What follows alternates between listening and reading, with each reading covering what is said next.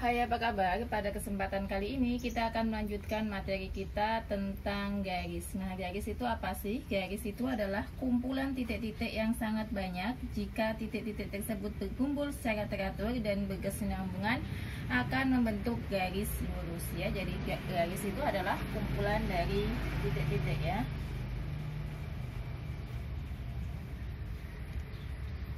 Kumpulan dari titik-titik ya. Jadi titik-titik itu jaraknya sangat teratur dan sangat dekat sehingga membentuk sebuah garis. Nah, ada berbagai jenis.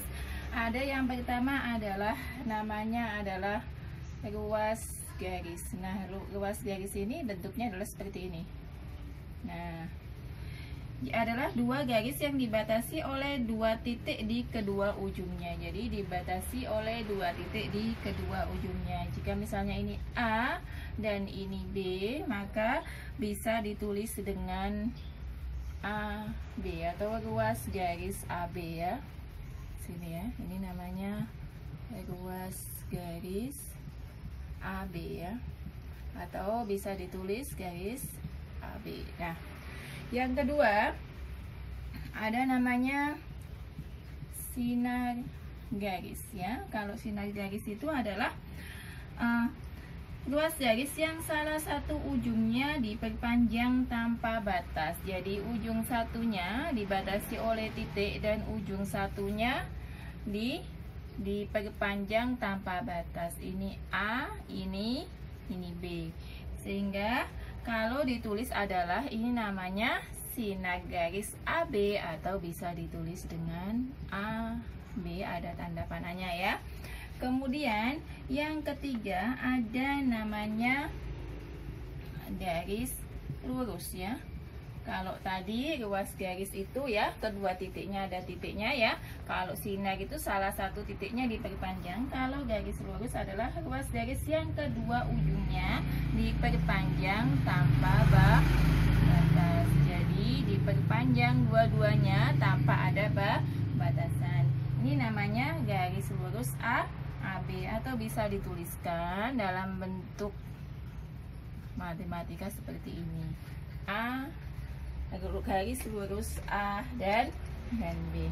Nah, sekarang ada berbagai jenis garis. Ada namanya garis yang sejajar ya. Biasanya dituliskan gini, garis sejajar ya.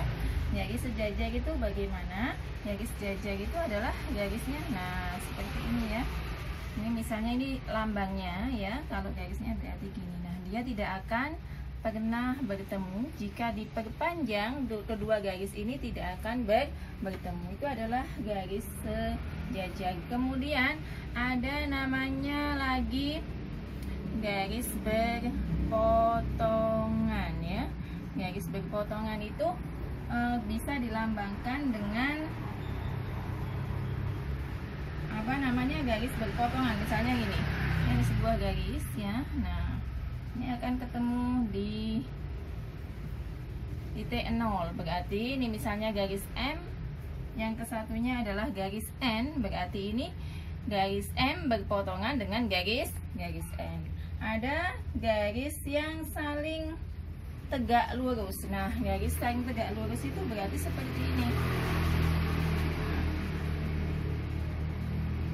Jadi dia memotong tegak lurus. Ini adalah berarti biasanya dilambangkan misalnya ini P, ini Q ya. Berarti P tegak lurus dengan Q ya. Kemudian ada yang saling berhimpit. Nah, kalau saling berhimpit itu bentuknya seperti ini. Nah, ini misalnya garis N, ini M, berarti N berhimpit dengan M. Nah, itu adalah tentang garis ya. Sekarang kita akan membahas tentang bagaimana jika sebuah garis itu kita memotong garis menjadi bagian yang sama panjang ya. Jadi membagi ruas garis menjadi bagian yang sama panjang. Tadi adalah tentang garis. Sekarang bagaimana cara membagi garis menjadi bagian yang sama panjang ya. Misalkan di sini saya mempunyai sebuah bangun ya. Bangunnya adalah bangun segitiga. Nah, ini kita akan potong menjadi bagian-bagian yang sama panjang ya. Misalnya kita potong ini titik A, ini A, B, C ya, ini segitiga A, B, C misalnya gitu. Kita akan potong menjadi bagian-bagian yang sama panjang ya, sehingga nanti ini adalah sama ya. Nah, perbandingannya menjadi sama. Misalnya ini A, B, C, D, E, F, G, H. Nah, ini bagiannya menjadi sama sehingga nanti A ini ganti dengan huruf aja, P, ini Q, dan ini R ya. Berarti nanti PA, P misalnya P ke C ya, PC ya, itu nanti sama dengan C ke P. Nah, kita lihat dari contoh soalnya sebagai berikut ya.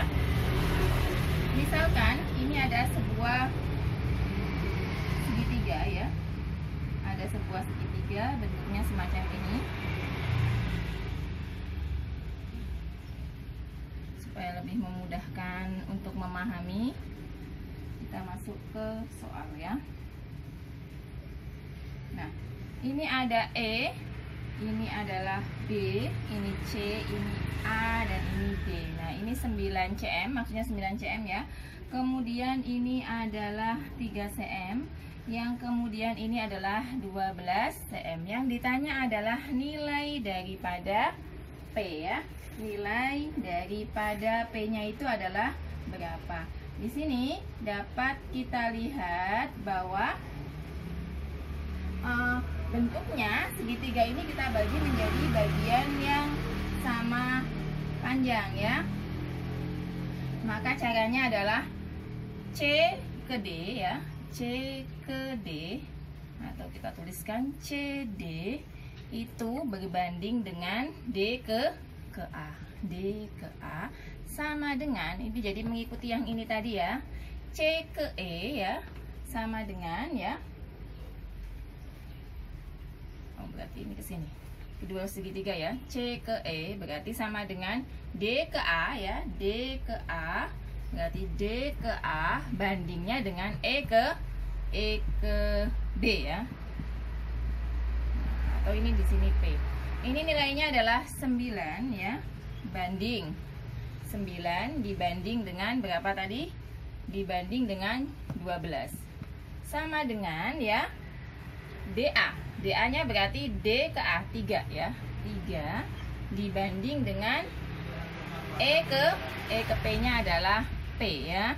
Berarti sama dengan berapa? 9P sama dengan 12 kali 3. 12 kali 3 sama dengan 36 ya. Maka P-nya sama dengan 36 dibagi 9 sama dengan 4 cm.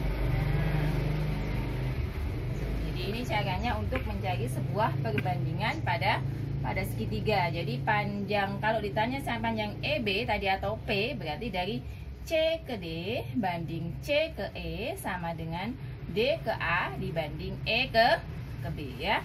Suatu contoh soal lagi ya. Misalkan bentuknya ada sebuah segitiga ya. Segitiganya ini adalah segitiga yang sebangun, tapi digambarkannya menjadi satu ya. Ini ada sebuah segitiga. Segitiga siku-siku sebangun ya. Nah, bentuknya seperti ini. Ini adalah 3 cm ya, maksudnya ini 6, ini 4, dan ini X. Tentukan nilai X. Jika segitiga ini kita pisahkan, maka akan membentuk dua buah segitiga ya. Dua buah segitiga, satu segitiga besar dan satu segitiga yang kecil ya. Misalnya ini berarti segitiga yang kecil, misalnya ini saya lambangkan dengan A, berarti ini A, ini kan 6 ya, ini adalah 3 ya. Kemudian segitiga yang besar itu adalah ini ke sini dengan sisi X ya, berarti ini X, ini 6 tambah 4 10. Berarti untuk mencari nilai X bagaimana? Untuk mencari nilai X adalah sebagai berikut ya. Ini adalah 6 banding 3, jadi sisi 6 dibanding 3 sama dengan sisi yang panjangnya segitiga besarnya adalah 10. berbanding dengan X. Sehingga 6 kali X adalah 6X. 3 kalikan 10 adalah 30. Sehingga nilai X adalah 30. Kita bagi dengan 6 adalah 5 cm. Sehingga X-nya di sini adalah ketemu 5 cm. Nah, demikianlah apa yang dapat saya sampaikan. Semoga dapat dipahami dan sampai jumpa di video selanjutnya. Terima kasih.